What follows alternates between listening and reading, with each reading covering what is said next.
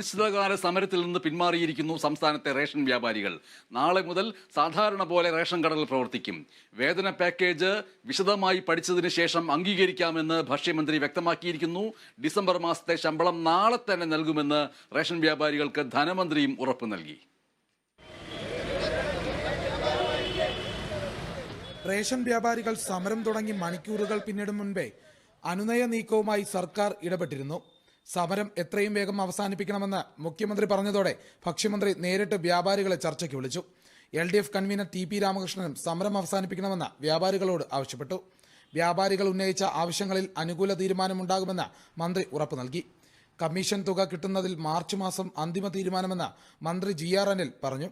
Commission അടുത്ത മാസം 15 നൽകണമെന്നുള്ള കാര്യത്തിൽ തർക്കമുള്ള വിഷയമല്ല.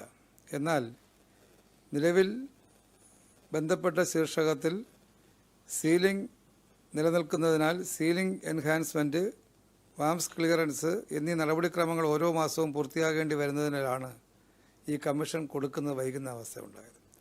ധനമന്ത്രിയുമായി ആലോചിച്ച് അതിനൊരു സ്ഥിര സംവിധാനം, വ്യവസ്ഥ ഉണ്ടാക്കാമെന്ന് ഞങ്ങൾ ധാരണയിലെത്തി. കമ്മീഷൻ പരിഷ്കരണവുമായി ബന്ധപ്പെട്ട ചർച്ചകൾ മാർച്ചിൽ ആരംഭിക്കാമെന്ന് പറഞ്ഞു.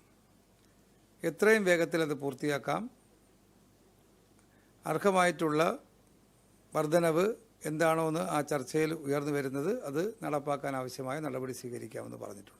ചർച്ചയിൽ സംതൃപ്തരെന്ന് വ്യാപാരികൾ പറഞ്ഞു. സർക്കാരിന്റെ ഭാഗത്തു നിന്ന് ഒരു പുതുക്കിയ നിലപാട് വന്നുവെന്നും അതിൽ വിശ്വാസമുണ്ടെന്നും വ്യക്തമാക്കി.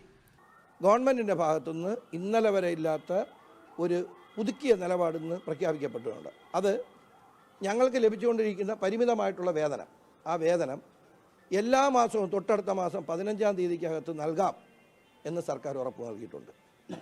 ഇപ്പോൾ 2 മാസത്തിലേറെ കുടിശ്ശിക ഉള്ള സമയമാണ്. എന്നാൽ ഇനി മുതൽ അടുത്ത മാസം 15-ാം തീയതിക്കകത്ത് ആ വേതനം വിതരണം നടത്താം എന്ന് സമ്മതിച്ചിട്ടുണ്ട്. സമരത്തിന് പിന്തുണ അറിയിച്ച് 5 സംഘടനകളുടെയും റേഷൻ വ്യാപാരികൾ കടകൾ പൂർണ്ണമായും അടച്ചിട്ടിരുന്നു. 14,000-ഓളം റേഷൻ കടകളിൽ 200-ൽ താഴെ കടകൾ മാത്രമാണ് ഇന്ന് തുറന്നു പ്രവർത്തിച്ചത്. നാളെയോടെ അടുത്ത മാസത്തേക്കുള്ള ഭക്ഷ്യധാന്യങ്ങൾ റേഷൻ കടകളിൽ എത്തിക്കും. എല്ലാ കടകളും രാവിലെയോടെ തുറന്നു പ്രവർത്തിക്കും. Kerala vision news, Thiruvananthapuram.